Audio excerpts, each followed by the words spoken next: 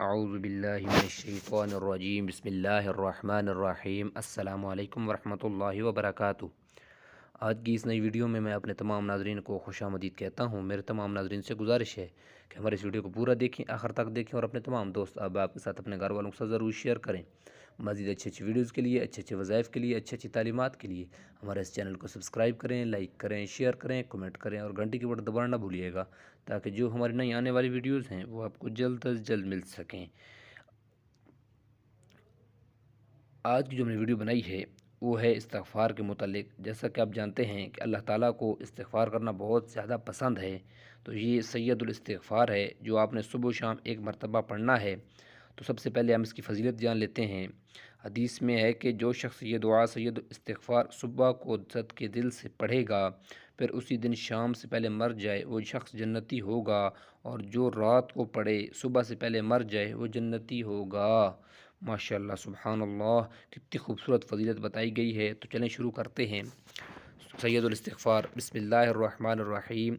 اللہم انت ربی لا الہ الا انت خلقتنی وانا عبدک وانا علی عہدک ووعدک ما استطعت، اعوذ بک من شر ما صنعت، ابوء لک بنعمتک علی وابوء بذنبی فاغفر لی فإنہ لا یغفر الذنوب الا انت۔ ماشاءاللہ، سبحان اللہ، کتنا خوبصورت یہ سید الاستغفار ہے اور یہ بہت ہی پیاری دعا ہے۔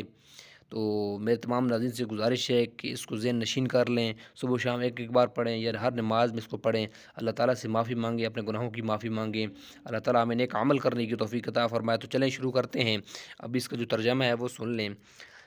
اے اللہ، تو ہی میرا رب ہے، تیرے سوا کوئی معبود نہیں، تو نے مجھے پیدا کیا اور میں تیرا بندہ ہوں، اور میں اپنی طاقت کے مطابق تجھ سے کیے ہوئے عہد اور وعدے پر قائم ہوں۔ میں تیری پناہ چاہتا ہوں ہر برائی سے جو میں نے کی۔ میں اپنے اوپر تیری عطا کردہ نعمتوں کا اعتراف کرتا ہوں اور اپنے گناہوں کا اعتراف کرتا ہوں، پس مجھے بخش دے۔ یقیناً تیرے سوا کوئی گناہوں کو بخش نہیں سکتا۔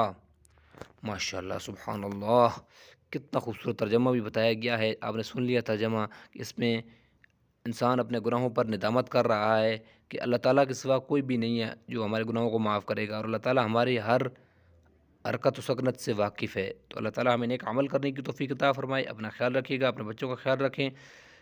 شکریہ، اللہ حافظ، السلام علیکم ورحمۃ اللہ وبرکاتہ۔